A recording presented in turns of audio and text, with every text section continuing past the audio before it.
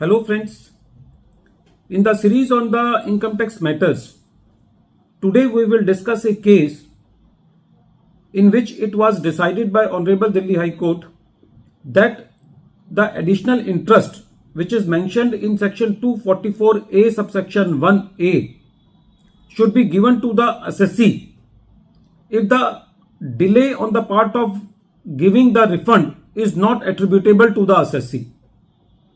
And the question before the court was that whether interest under section 244A subsection 1A can be denied to the assessee just because that the revenue do not have some functionality or there was COVID-19 period. This issue has been taken up by Honorable Delhi High Court in the case of Genpact India Private Limited versus Deputy Commissioner of Income Tax and others.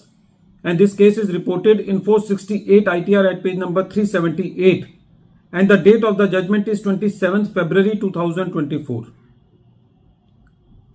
In the present case, the assessee was amalgamated into the another company, due to which the PAN number of the company which has merged was not in existence, and there were some matters which were in litigation, and those matters were decided in favor of the assessee, and because of that there were refund due to the assessee, and the assessee wrote a letter to the assessing officer that the appeal effect should be given and my refund should be given.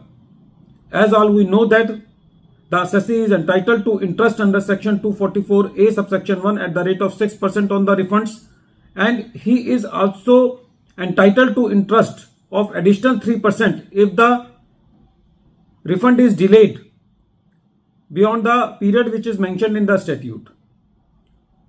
In the present case, the refund was given, interest was given, but the additional interest was not given. And when the assessee wrote to the revenue said that the interest is not given because in the present case there was amalgamation of the assessee, and for giving the appeal effect the revenue was finding difficulty because the old PAN number was not in existence and there was no functionality on the with the revenue to transfer the credit of TDS from the old PAN number to the new PAN number. And the assessee was also saying that there were COVID-19 situation due to which the delay was there. The object of section 244A, that is giving the interest to the assessee, has been clarified by the Central Board of Direct Taxes in the circular number 549 dated 31st October 1989, and even the Apex Court in the case of Union of India versus Tata Chemicals Limited, which is reported in 363 ITR at page number 658, and the judgment belongs to the year 2014. In that case, the court said that the interest payment to the assessee is a statutory obligation and non-discretionary in nature.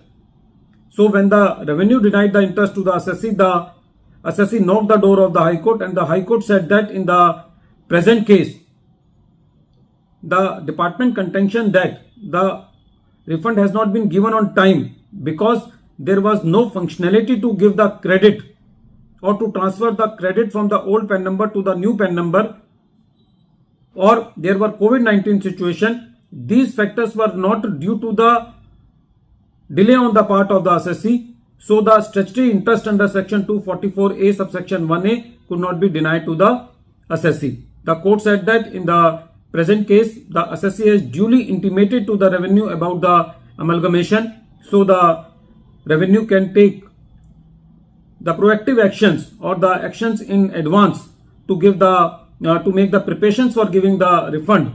And the court said that in the present case, the non-availability of the functionality is not attributable to the assessee. It is merely a administrative difficulty, and this contingency the revenue has to resolve and not the assessee. So the court said that in the present case, it is not case of the revenue that the COVID-19 was due to attributable to the assessee, and hence the delay was not due to the assessee and it was wholly attributable to the revenue. So the assessee is well entitled to additional interest of 3% under section 244A subsection 1A. At the end of this video, once again I am repeating the name of the case. The name of the case is Genpact India Private Limited versus Deputy Commissioner of Income Tax and others, and this case is reported in 468 ITR at page number 378, and the date of the judgment is 27th February 2024. Thank you, friends.